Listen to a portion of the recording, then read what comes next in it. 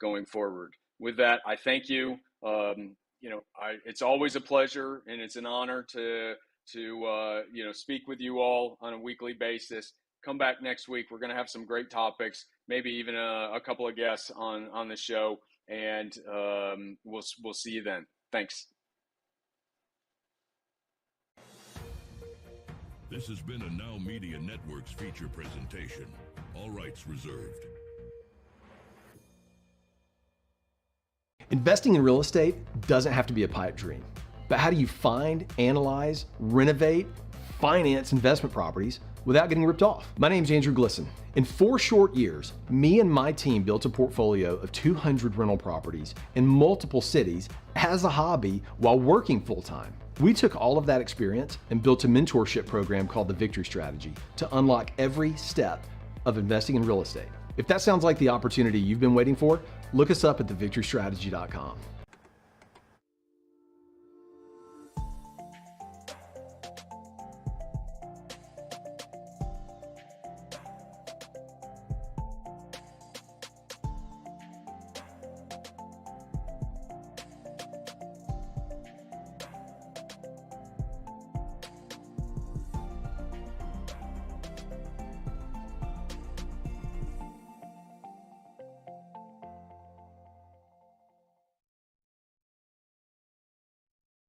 Well, hello there, everybody. Welcome back to Legal Talk. I'm the host of your show, John Mitchell. I was out last week, in Big D, Dallas, Texas, at a big tax convention. And so that was very exciting times. And I am so happy, pleased to be back with everybody on the show today. And we've got, a treat for you, as always, couple of treats, actually, so there you go. It's very interesting. I was reminded the other day because we all have difficulties in life. We all have things that we go through, and sometimes, the secret to life is perseverance, right? And I thought about, back in the day, a long time ago, many moons ago, when Alexander Graham Bell was trying to invent electricity, so to speak, right? And he was had to fly that kite with the key on it, and the lightning struck and all of that. I mean, lightning did not strike the very first time. He had to persevere. He had to fly that kite many times before he finally discovered electricity. And so that was a very big lesson to all of us. There's many examples of that. Wright brothers, Colonel Sanders, man, he tried, in the electric light bulb. Anyway, there's many examples of that. And I'm, dealing with some stuff right now, that you just got to be, uh, you got to have some perseverance and stick to itiveness, and you'll get through to the other side. And so that is kind of like the overarching life lesson for today, right? This is what I've been thinking about today, and of course thinking about also some good legal topics and some good tax topics in particular. And these two questions came into my inbox actually very recently over the past week or so, week maybe 10 days, And as I always promise, now, put a sticky note on this and think about it, all right? If in fact you folks out there are watching the show and you want to, ask a question, tax question, legal question, whatever it may be, feel free to go ahead and shoot me an email to my email, jmitchell@cctaxlaw.com. And I will try to make sure that I either answer your email, give you a quick phone call, or perhaps maybe if it's a question that can be answered here in the big show, we can answer it on the air, and that way everybody can get the benefit of that answer, right? So I love to do that that way, and I love to get questions from people. So one of the questions I just got, like I said, within the last week or 10 days or so, is about money that is received from an inheritance. And so that's basically, now we're using the word inheritance not in its technical sense, right? Because an inheritance is more specifically referred to somebody died without a will. Okay, so Grandma Millie passes away, never took the time, never made the effort to write a will, and now she's passed away, and so now the law, the judge has to decide who gets what out of Grandma Millie's remaining estate, right? So that's when you say the word inheritance, that's the real technical term is money that you would get through what they call intestate succession. Intestate succession meaning people have passed away, they didn't have a will, right? So what I'll do is I'll quote, and believe you me, this is short. I'm not going to take a long time with this. In fact, I have my little notes here so that I don't miss any words or get this wrong, right? So question being is money that somebody passes away, you get money. Is that money includable in your taxable income, right? Do you have to pay taxes on that? So I'm going to point you to Internal Revenue Code section 102, and it says just like this. It says gross income does not include, and when they say gross income, they mean for taxes. So gross income does not include the value of property acquired by gift, bequest, devise, or inheritance. And some people have asked me, John, you lawyers, you like to throw a lot of extra words in there. You guys charging by the word or what, right? And so let me just break that down real quickly in case you wonder. Okay, so property acquired by gift. Okay, that is, let's say my parents really like me a lot and they decide call me up, today, later on today, and they say, John, Kent Hint, in case you're watching the show, right? So, John, I really, really like your favorite son. Here's a nice check for $10,000. It's a gift for you, just because we love you, right?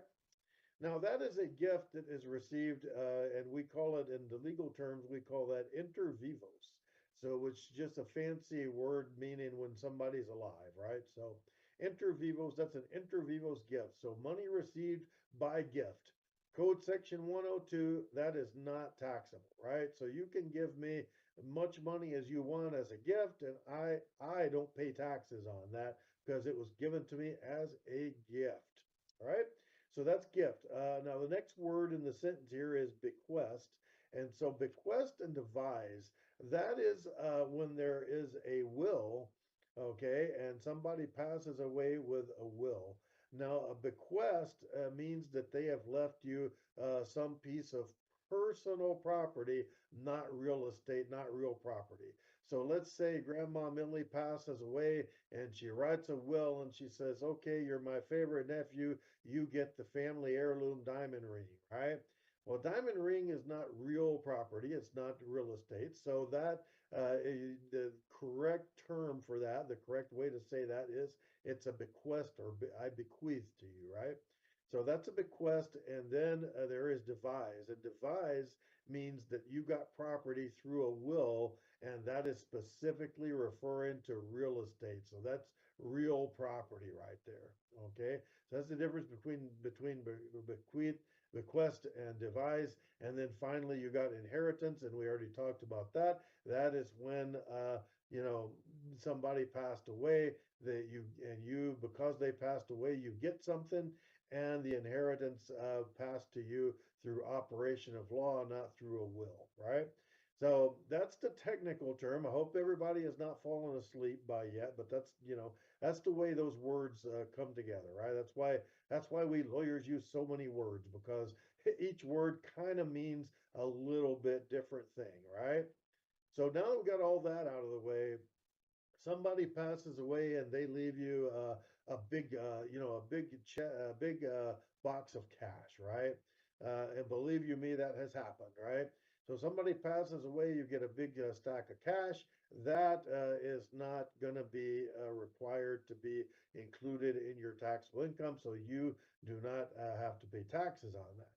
Now, here's where a wrinkle comes about, right? Because let's say instead of a big stack of cash, they leave you a bank account. You got a CD or something, right? So somebody leaves you a bank account. That bank account is drawing interest, right? Hopefully, we fingers crossed. We hope you're getting interest from that, right? So if you're getting interest from that, the amount of money that the person left you is not taxable. But from the day that they pass away and that money becomes yours, and it's in the bank and it's drawing interest, that interest is going to be taxable. You have to include that in your income. You got to pay taxes on that, right? Okay, so let's say instead of a bank account, let's say they left you some stocks, right? So stocks sometimes pay dividends. And so those dividends are going to be taxable income to you. A lot of times you'll say it'll be like an 8% annual dividend paid quarterly. So $100,000 worth of stock might pay you $2,000 every quarter, right? Just to show some numbers. Right? Don't all you stockbrokers out there, try and shoot the messenger. This is just for example purposes, right? So let's say you got some stocks. The stock itself that you received is not taxable income, right? But any dividends post mortem, right? So Grandma Millie passes away, leaves you the big stock pile of stock instead of a pile of cash. Now that stock is getting dividends, and those dividends are now taxable income for you, right? Now, let's go along with another example. Let's say Grandma Millie did pass away and she left you a big stack of stocks, right? So what happens to those stocks? Let's say you decide, the market's up, I rather have the money, need cash, whatever. I got a lot of bills, let's sell that stock, right? So you get when somebody passes away, when somebody dies and leaves you something, let's say stock in this case, you get what's called a step up in basis. Now imagine like a stair steps, right? So whenever you like, let's say you bought stock and then you're going to sell it. You hold on to it 10 years and the stock's double or triple what it is the value when you bought it, right? So you bought that stock for $1,000 and now it's worth $5,000. Let's just say, right? So if that's the case, then you're not going to pay taxes on the whole 5,000 that you sold it for. You're going to get to deduct whatever you bought it for, right? So you sold stock for 5,000, you bought it for 1, that's a gain or a profit of 4, so you're going to pay tax on those 4.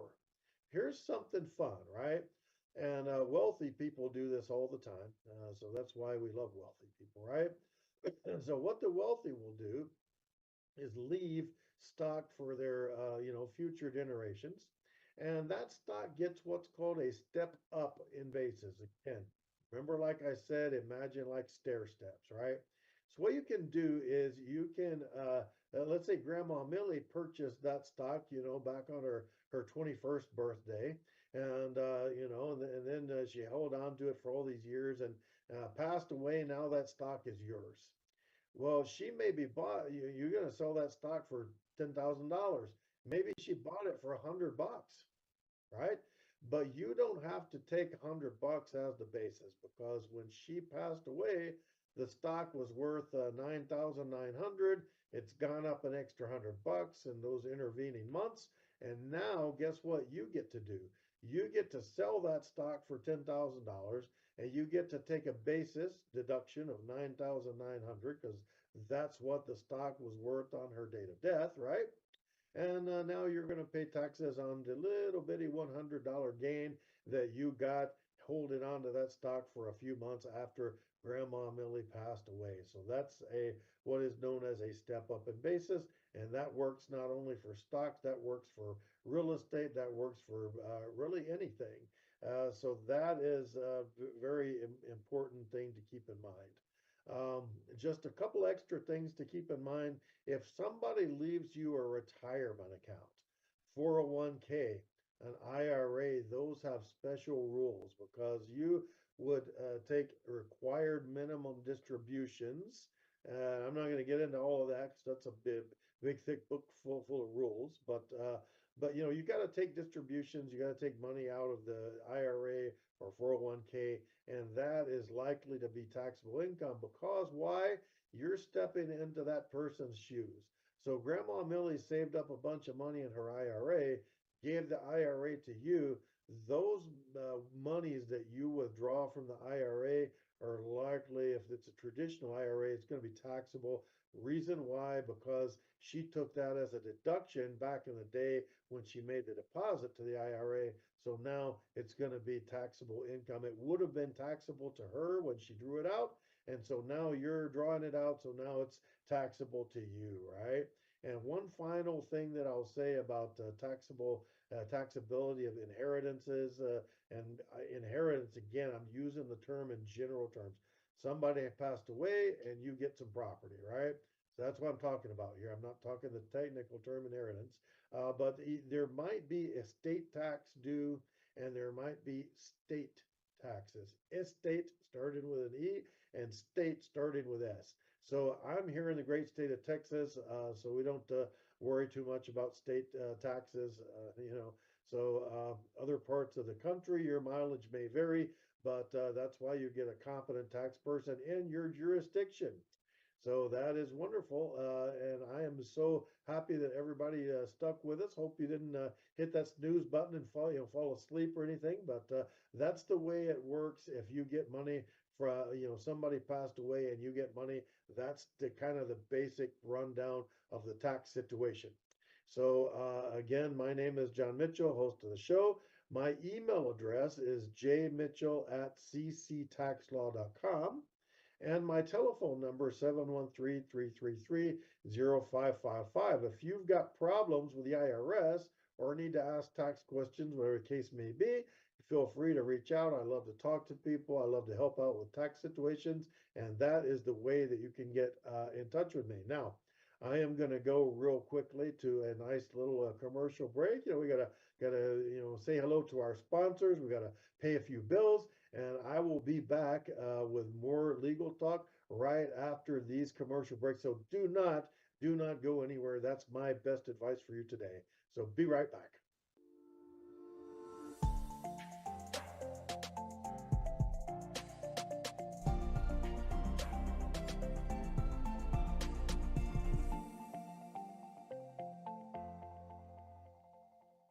Are you nearly maxed out on your credit cards? It doesn't matter if you're using your credit cards for fun or to survive. At the end of the month, your statements come in, and you can either pay them or you can't. If you can't, late fees and interest rates get tacked on. And now you're struggling just to make the minimum payment due. Do you feel trapped? Am I talking to you? Good, because I personally researched some companies that can help you. They may be able to reduce your credit card balances by 50% and stop the late fees. If you qualify, please call our special debt hotline number right now for a complimentary free 5-minute consultation. Deal with your credit card problem now before it gets much worse and put more money back in your pocket. Trust me, I've been there too. Call right now. Call 855-993-2096 right now. That's 855-993-2096. What if you could make a free phone call and reduce your car payment by as much as $83 a month? Right now, you could be paying as high as 20% interest. Your new interest rate could be reduced to as low as 2.48%. You can refinance any existing car loan or leased car and save money every month. Take 5 minutes of your time right now. Make this free phone call and learn how to save hundreds of dollars a year by refinancing your existing car loan. These are the top 3 questions I get from people about investing in real estate. How much money do I need to get to the next level? How do I find good properties to invest in? Can I even make money in this business when interest rates are so high? I answer these questions and many more in my online course, SFR University, where I show you the strategy that I used to build a multi-million-dollar real estate business in 4 years from scratch. Whether you're just starting out or someone who's looking to scale, this course will have something for you. Join us at sfruniversity.com. See you in the course. Do you have diabetes? If you have insurance, you may qualify for a new continuous glucose monitor. With a CGM, you can continuously track your levels and trends, spend more time in range, significantly lower your A1C, and share important data with loved ones and caregivers. Most importantly, a CGM eliminates the one thing most people with diabetes hate: painful finger sticks. Take charge of your health. Order your new continuous glucose monitor today. If you use insulin and have seen your diabetes care provider within the last 6 months, you may qualify for a CGM today. We'll do all the insurance paperwork and deliver your new CGM at little or no out-of-pocket cost to you. Medicare and most insurances cover continuous glucose monitors, so don't wait. Have your insurance handy and call the CGM Health Hotline now.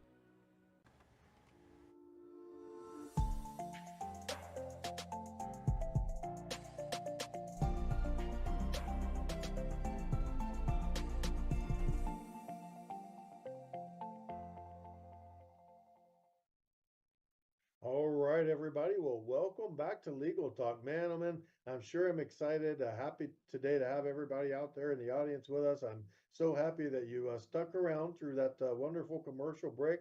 I really hope that you were able to get the warm or cold beverage of your choice and you're able to, get comfortable and settle in because I got another thing to talk about for you today. Now, this is another question, like I said before. If you got tax questions you want to, ask me, you can email me. My email, by the way, jmitchell@cctaxlaw.com. And you can email me your questions, and I'll either do one of three things. I'll either call you up and we'll chat a little bit on the phone about it, or I might send you an email. Or if it's a question that I think is a good fit for the show, I will absolutely make a segment out of it, just like I did this, because I got this question just about, I'm going to say 3 or 4 days ago as I record this. So this is hot off the presses, right? You see, I've got it written down here. The paper's hot, right? It's hot off the press.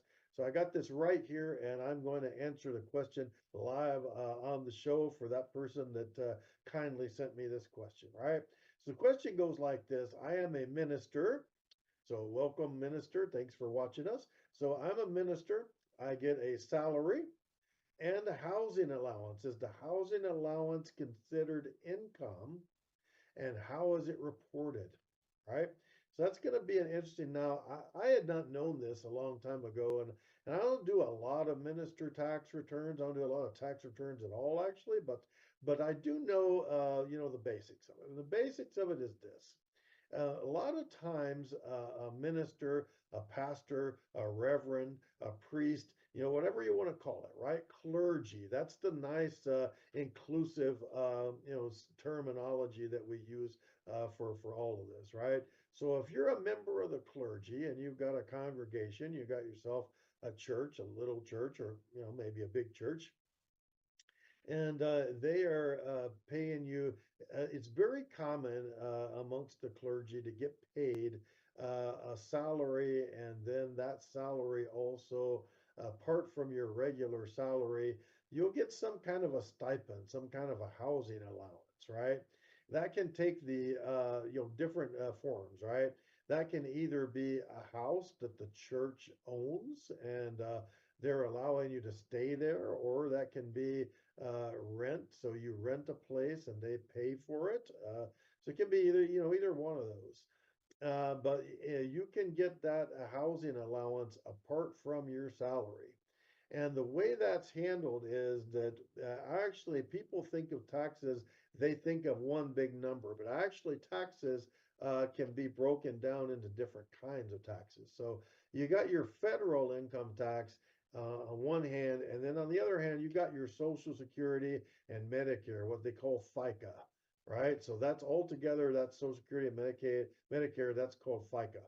So the way that housing allowance works, let's say you live in a house and the church pays for that, and the church pays, let's say, $2,000 a month. So they give you, let's say, $3,000 a month as a salary, and they pay an extra 2,000 for your housing, right? So they pay for your housing. So the way that works is when you're a pastor and you get a W-2 at the end of the year, those numbers are going to be separated. It's going to be broken down because box one of the W-2 is going to be what you pay federal income tax on, and that's just your salary. Then apart from that, it's going to be whatever was spent on housing. So $2,000 a month times 12 months, 24,000. You do not pay federal income tax on that. Okay, but you do have to pay Social Security and Medicare. So that's the FICA tax, and that's going to be 6.42, I think it is, if my mathematics are not failing me right now, but it's lower between 6.5%, right? And so that you're going to have to pay taxes on. Social Security, right? So that's the way that works when you're a minister and you got housing. So we talked a little bit about the churches renting you a place and paying your rent, whatever that can be. Now, what if you just get a lump sum of money, $5,000 a month, and you have to pay rent out of that? Well, you can go back and do that on your tax return. So you're going to have to break that out and call it housing allowance and make adjustments on the return. That can be, and also if the church owns a house that they just allow you to live in, you're supposed to claim the fair market value. So, what would the fair value of that rent be if you were renting a house, right? So, got to calculate that, and then you got to say, well, that's not subject to income tax, but it is subject to Social Security. So, your tax person, whoever that may be, is going to have to figure that out. But long story short, if you're in the clergy, then your housing allowance or money that you spent on housing, sometimes they call it a parsonage allowance, whatever it is, whatever it costs you to keep that roof over your head, right? That is going to be not subject to federal income tax. Now, there's some caveats to that, and again, I kind of know these, but I got my notes here just so that we don't run afoul and miss anything. So the amount cannot be an amount that's more than is reasonable, right? So let's say you're in a kind of a upscale church, right? And you get compensated $100,000 a year, right? Let's say you cannot say that 90,000 of that is housing allowance and 10,000 is your salary because it's got to be reasonable. If you get audited by the IRS, they're going to, shall we say, call you out on that, right? That's not going to fly because it's got to be a reasonable amount. Usually, a reasonable amount is, 20%, 25, maybe as much as 30%. It depends. Facts and circumstances depend, right? But so the amount that you are claiming as a housing allowance and not paying federal taxes on it, you got to divide it up in a way that's reasonable. It's got to make sense. It's got to be fair, right? You can't say I've got this 2, 3 bedroom home in most parts of the country. You can't say I got this 3 bedroom home. I make $10,000 a month. Oh, by the way, 9,000 of that is housing expense. You can't do that, right? So that's one thing. So it can't be more than reasonable. And also, whatever you receive has got to be also spent within that year. So you can't have the church give you a W-2 and put X amount housing allowance, and you can't just build that up in the bank and hang on to it. You got to show if you're audited that whatever amount we're calling housing allowance, that's the amount that you actually spent. It's going to match up, right? My rent is 2,000 a month. The church gave me 2,000 a month. 2,000 minus 2,000, 0. And so you have spent all of your money every month. All of the housing allowance money was actually spent on housing. And it doesn't have to be rent, by the way. It could be, there's other things. It could be some, I forget, like HOA fees are probably in there. I know utilities can be in there. So you got a little bit of wiggle room, but whatever you are getting, it's got to be reasonable and it's got to be spent in that year that it was received. And the amount has to be designated in advance. And a lot of times I've seen churches and pastors get caught up on this. So there should be, let's say in November or December of the year, a board meeting or whatever, whoever's the governing body of the church need to get together, maybe the whole congregation, they get together and they say, we're going to allow X amount housing expense for the pastor, right? And that should really be documented in board meetings or whatever. So meeting minutes, and so it should be designated, and that's about it. I already talked about. That's the last point I have here on the paper. If it's in kind, you can deduct the fair rental value.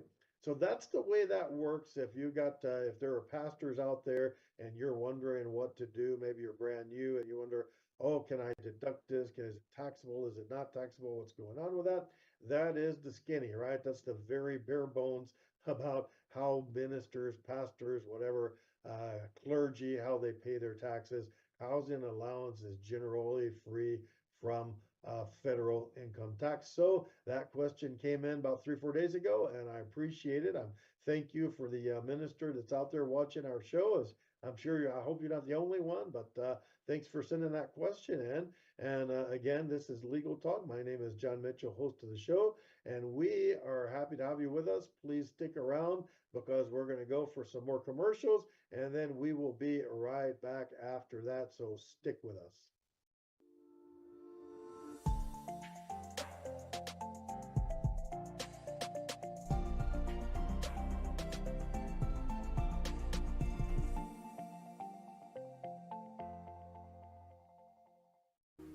Do you have a car sitting around you want to get rid of?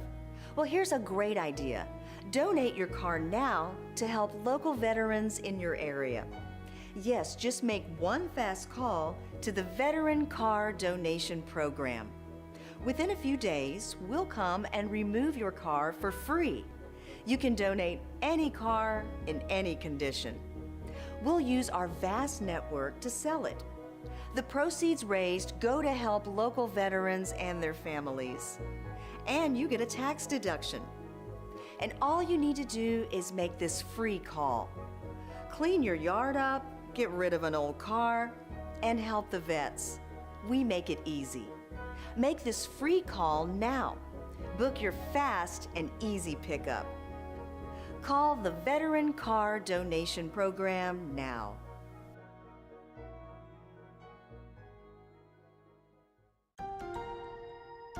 If you're on supplemental oxygen, heavy and awkward tanks can be a burden. Now you can leave home and leave the tanks behind with Inogen, portable oxygen therapy that moves with you. With my Inogen, now I'm able to do the things that I've always loved. I just press the button here, and there's my oxygen. Inogen systems are so small and light, you're free to leave the house without the hassles of an oxygen tank. I could play golf again. I could go grocery shopping. I'm free again. With the Inogen, I can handle my own oxygen. I can carry my own oxygen. I go anywhere with this. Look how small it is. And right now, you can try an Inogen portable oxygen system for 30 days risk-free. Call us right now. If you qualify, we'll send you an Inogen system to use for 30 days risk-free. Your insurance may even cover your new Inogen system. If you're on oxygen, you need to be using an Inogen. Call 800-367-1753. That's 800-367-1753. How would you like to go on a 5-star vacation for just $99? We're talking about the quality of a Westgate resort for $99. Not for one night, but for 3 fantastic nights at one of their luxurious destinations across the United States. And you'll even get a free $100 Visa gift card just for making a reservation. We've got some of the choicest destinations that you'll love in the United States that you can choose from for just $99 for a 3-night stay. Take your family, take a special loved one, but get away. Go on vacation with Westgate Resorts. Call now to make a reservation for just $99, and you get a free $100 Visa gift card. Call Westgate right now and book your vacation. Here's the number. Call 877-930-3491. That's 877-930-3491. Again, 877-930-3491.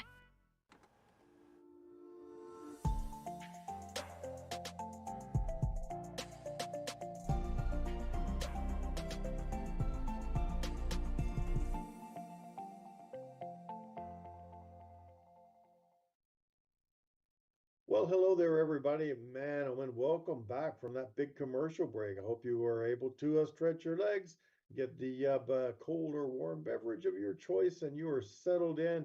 You know, got yourself strapped in, seats in the upright position, and the tray tables are up and locked in, and we are good to go for another segment here on Legal Talks. I got some good information for you. Now, this is an old classic, right?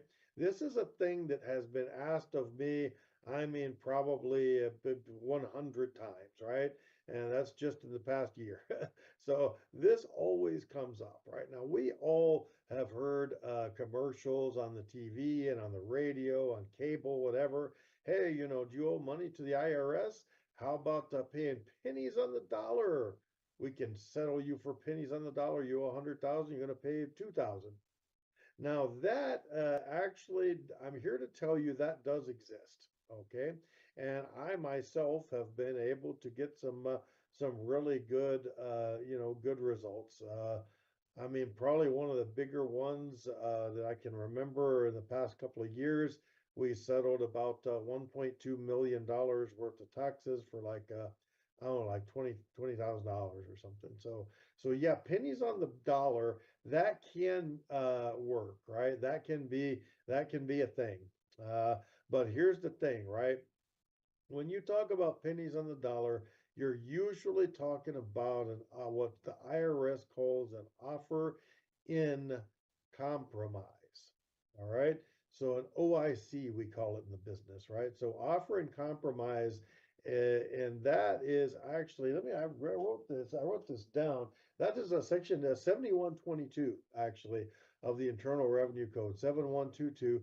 That is the section of the law, because remember, IRS doesn't get to just do whatever they want. They don't just do what they feel like. IRS folks cannot just wake up today and say, "Oh, I think old Bob seems like a good guy. I think I'll write his taxes down a little bit because he's, struggling, whatever. I think I'll do that."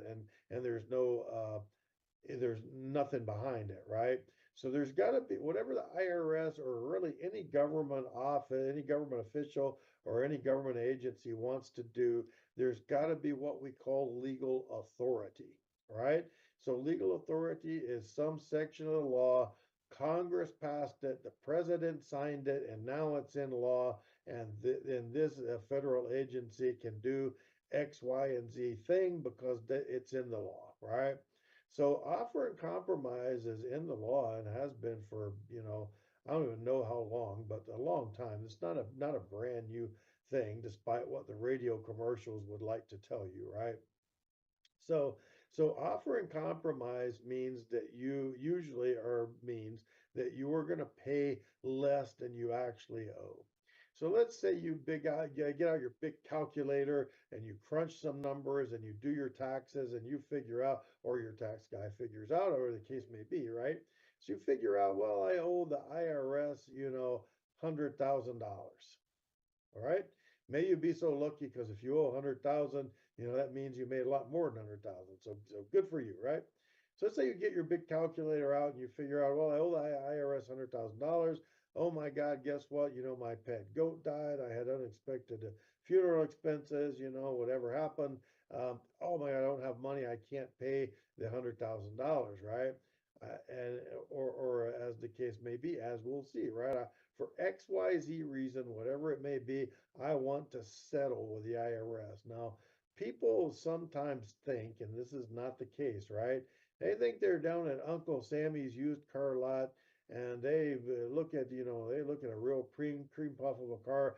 Watch how they spit in their hand and say, "Okay, a deal for you. I'll give you X amount," right?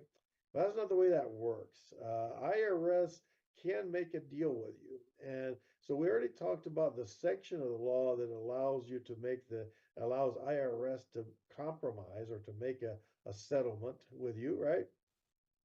There's basically three kinds of settlements, okay? There is doubt as to liability. And basically, I'm not going to get real technical. Doubt as to liability means, yeah, IRS, you say I owe that amount of money. I'm not so sure. I don't think that's correct. I think, instead of 100,000 that you say I owe, I think I really owe 20,000. So I hereby offer you 20,000, right? So you're offering the IRS, you're offering to pay them the amount that you think is really due, not what they have been claiming is due. All right. So that is doubt as to liability, and that is one way to make an offer to the IRS. And if you can convince them, if you can show that that's actually, your numbers are accurate, then yeah, they'll go ahead and make that deal and say, okay, 100,000, our bad, we'll take 20, and there you go, right? That's one way you can go about it. The other way to go about it is what is called doubt as to collectability. Now, whereas doubt as to liability means, hey, I'm claiming I don't really owe that money that you say I owed, and therefore I offer you less. Doubt as to collectability is, yeah, I owe the money, or most likely I owe the money, but guess what? I'm broke. I can't afford to pay you, right? So it's in lieu of some kind of a maybe the other way you might have gone with that is bankruptcy, right? So to think of this as like a miniature bankruptcy, but only with the IRS, right? So I owe the IRS 100,000. I'm not disagreeing that I owe the money. I just can't afford to pay because 'cause I'm broke. Well, what can you, then it comes RCP, they calculate reasonable collection potential. What can you afford to pay? So you're going to have to give the IRS a bunch of information, bank statements, pay stubs, et cetera, mortgage of your house, mortgage statement, all this other good stuff, right? It's a big, thick list of stuff they're going to want. Long story short, they want you to demonstrate that you can't really afford to pay. And if you can show that, if you can demonstrate that you cannot afford to pay, I owe 100,000, all I can afford to pay is 3,000, then they will go ahead and take that 3,000. So that pennies on the dollar thing that does exist. Now, there's one more kind or type of offer and compromise that I could mention, right? So we talked about doubt as to liability. I don't really owe the money. We talked about doubt as to collectability. Yes, I owe the money, but I can't afford to pay. Now, here's the last one, and it's kind of weird. It's not very often used, effective tax administration. And so effective tax administration is, yeah, I most likely, almost certainly owe the money. Yes, I owe it. And yeah, I could probably pay it. Maybe if I sold my home and lived in the street, I'd be homeless. So there you go. Maybe I could afford potentially to pay it, but it's really not fair. It's not going to look good, publicity wise. It's not going to look good for the IRS to be, charging me this money. So that is what we call effective tax administration. And real quickly, one way that I used effective tax administration was there was a company, the owner was very elderly, there were some penalties. She passed away for cancer. And I used an effective tax administration argument and got the IRS to abate or wipe out a bunch of penalties based on the argument that, look, the lady that screwed up and didn't do this right in the first place is already dead, and the company can't afford to pay, a couple of $1 million in penalties. They're going to go out of business, and so all these people are going to lose their jobs. And by the way, it was a home health company, so all the people that are patients that count on that company are now going to lose their health care because you IRS shut them down by charging these gigantic penalties, right? So they backed off and did not charge the penalty. They abated it. So that is what we would call an effective tax administration, argument. Yes, I owe the money. Probably I can afford to pay, but guess what? It's going to bankrupt me. It's going to put me homeless, whatever. And so they will just, write it off based on that it's not equitable or it's not fair for you to be paying that much of a penalty, fee, tax, whatever it may be. All right. So that's the three kind of offers in compromise, and there's very strict guidelines, and you got to qualify for those in order for the IRS to be able to accept them and write off some of your tax debt. So yes, that does exist, but there's a whole lot of caveat behind that, right? So thanks for the question. It's a classic question. I get it all the time. And thank you everybody out in the audience for being with us. We are going to go to one more quick commercial break, and then we will be back with more legal talk. So please stay with us. Don't go anywhere. We got more good stuff to come.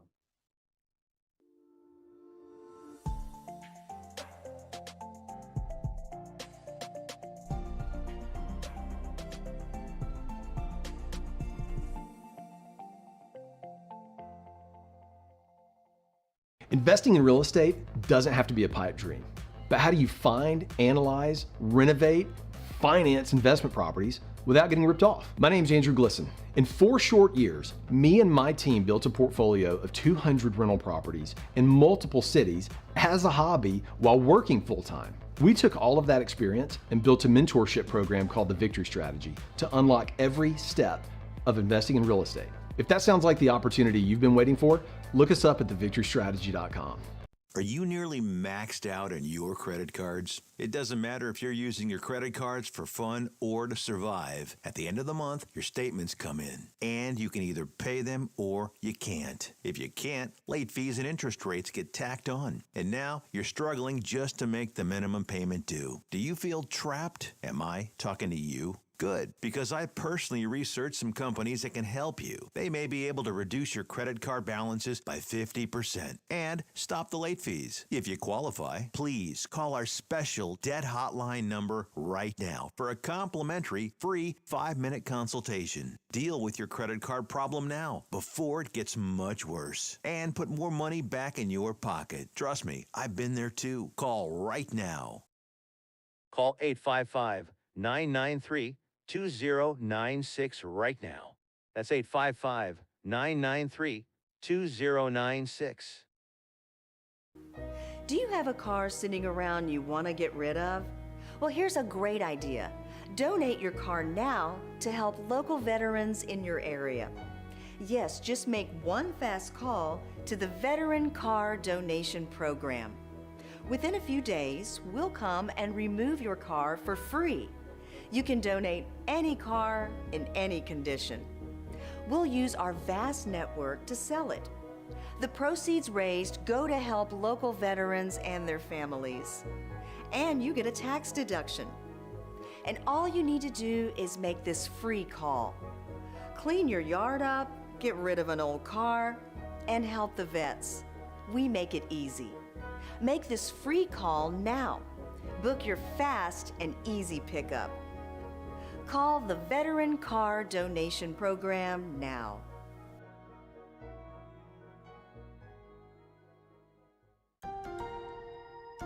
If you're on supplemental oxygen, heavy and awkward tanks can be a burden. Now you can leave home and leave the tanks behind with Inogen, portable oxygen therapy that moves with you. With my Inogen, now I'm able to do the things that I've always loved. I just press the button here, and there's my oxygen. Inogen systems are so small and light, you're free to leave the house without the hassles of an oxygen tank. I could play golf again. I could go grocery shopping. I'm free again. With the Inogen, I can handle my own oxygen. I can carry my own oxygen. I go anywhere with this. Look how small it is. And right now, you can try an Inogen portable oxygen system for 30 days risk-free. Call us right now. If you qualify, we'll send you an Inogen system to use for 30 days risk-free. Your insurance may even cover your new Inogen system. If you're on oxygen, you need to be using an Inogen. Call 800-367-1753. That's 800-367-1753.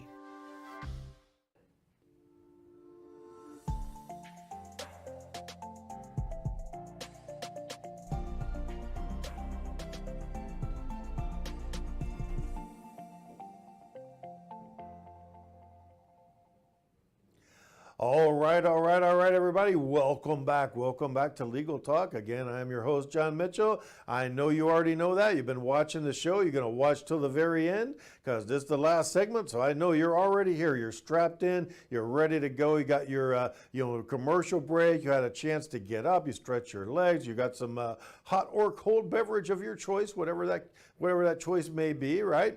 Could be adult beverages or regular beverages. Hey, we don't judge around here, just as long as you keep your eyeballs right there on the screen, keep watching the big show for us, right? And I have got more good content for you, so hope you're comfortable and ready for some more good information. Now, as we have been promising, and I've been saying this for a few weeks now, and mea culpa, I didn't get to it yet until now, but finally we're here, and there is no turning back, man. There's no retreat, no surrender, and we are now expanding the Legal Talk show. I'm a tax attorney, specialize in taxes. I know things about taxes that you just don't even want to know, right?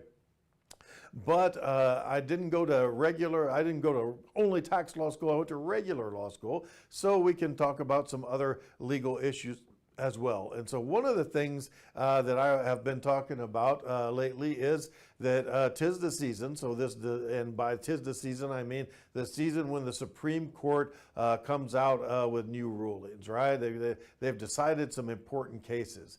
This is a blockbuster, and if you're not, if you're not in on this, I mean, I know everybody doesn't live in my world, but this is going to be huge, right? So for about 40 years now, the rule of law has said basically there's a thing called Chevron deference, right?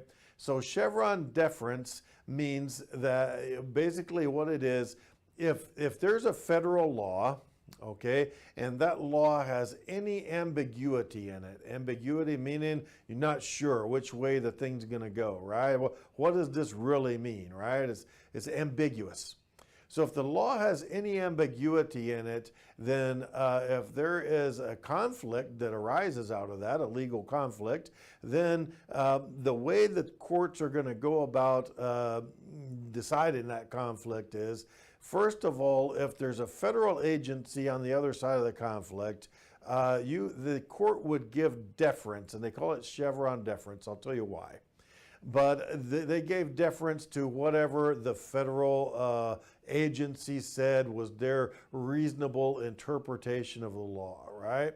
So in order for the courts to come along and say that a federal agency is wrong about how they're applying the law, it had to be, there was a bright line test. It has to exceed reasonableness. It has to be unreasonable on its face, right? No reasonable person could decide that it was like that. This has been the case for 40 years now. So for 40 years, back since the 1980s, it's been the case. Chevron deference has been the way it is, right? So it's a principle of law that the court will defer to the government agency. And I'll tell you how this got started. This got started because back in the 80s, there was this court case, Chevron versus National Resource Defense Council, right? Don't worry, I'm not going to get into technical stuff, but basically there was an EPA regulation, and the EPA, the argument at the time was whether, let's say you got a refinery, right? Is that refinery one big source of pollution, or is each smokestack in that refinery its own separate, source of pollution, right? That was kind of the really, really basic argument, right? So EPA had made a ruling and said, yeah, the plant is one big source of pollution. And so basically, if the owner of the refinery wants to make changes, they don't have to go through a bunch of complicated re-permitting. Think about what was going on. 1980s, that's Ronald Reagan. That was the era of deregulation. Remember Reagan said this, government's not the solution to your problem, government is the problem, right? So the winds of the time were blowing in a direction that we want things to be less regulated by the government. And so the EPA, along those lines came out with this rule. Okay, so you got yourself a refinery, let's say, or a chemical plant, whatever. So each smokestack is not its own source of pollution. The entire plant's a source of pollution. So you can make changes where maybe one smokestack emits more pollution, but the other one is less. And they can go ahead and say, okay, we're going to even that out and call it all even, and it's good. You don't need to go through a bunch of extra processes to get air quality permits and stuff. And so that's the way that, that would work, right? And so now, after 40 years, the court has determined that Chevron deference is not in order anymore. So there's a couple of cases that the court was looking at, right?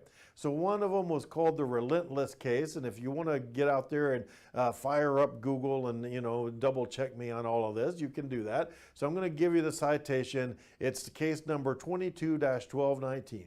So go to Google, type in Supreme Court 22-1219. Boom, it's going to take you there. And be sure that you have a big, giant cup of coffee, because it's going to be, your insomnia might take over. And the other case that they decided was called Loper Bright Enterprises, and that was case number 22-451.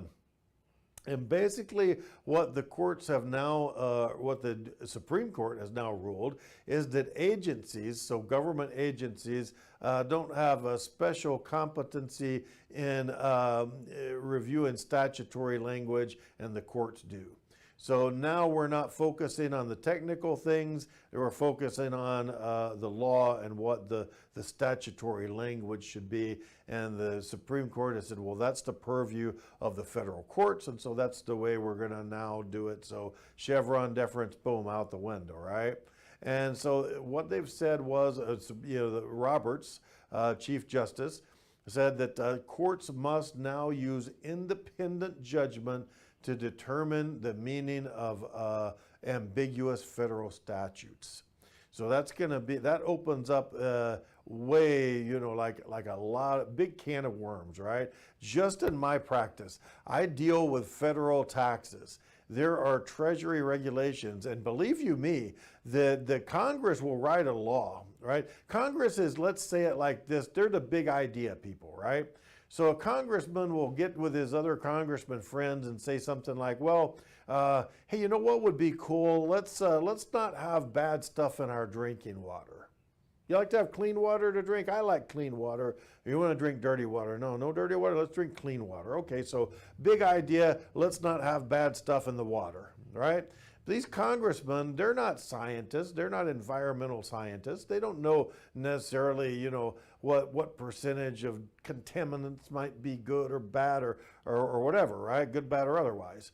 And so what they do is Congress will write the law in such a way that the statutory language will say the secretary shall, or the administrative agency shall provide regulations that do this, that, and the other, right? X, Y, Z. So Congress will set the goal and say, what's our goal? We want clean water, okay? Now, you administrative agency, EPA in this case, go out and figure out how to make that happen, right? So they intentionally write the law in this way so that the language is ambiguous, so that the agencies can go in and fill in the blanks and kind of get the details taken care of, right? And so Chevron deference now, it's if you listen to one people on one side of the aisle, they'll tell you this is really going to be open season now, because now everybody is going to be out there filing lawsuits against the agencies, and the courts are no longer bound by stare decisis, right? Breaking out that Latin again. They are not bound by Chevron deference, right? And so all this does is open up a little bit more leeway, and it puts decisions more in the hands of the courts and less in the hands of administrative agencies. Very important to my day-to-day practice, because IRS and United States Treasury Department, they issue buku regulations about how the law should be interpreted. So, I anticipate there's going to be a lot more litigation out there, and it's going to be a developing area of the law.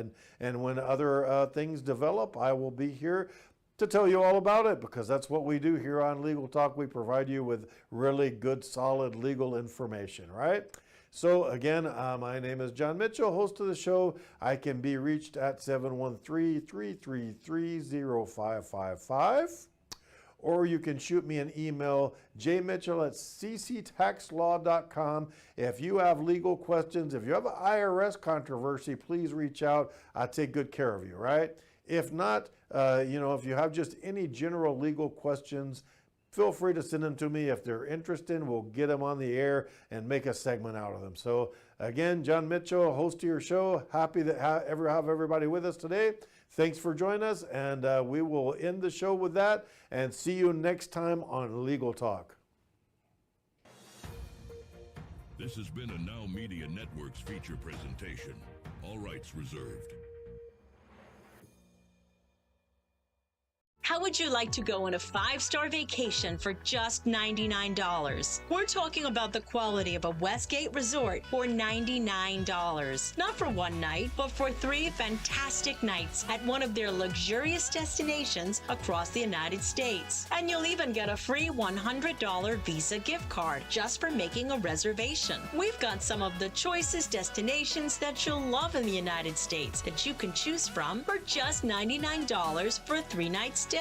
Take your family, take a special loved one, but get away. Go on vacation with Westgate Resorts. Call now to make a reservation for just $99 and you get a free $100 Visa gift card. Call Westgate right now and book your vacation. Here's the number. Call 877-930-3491. That's 877-930-3491. Again, 877-930-3491.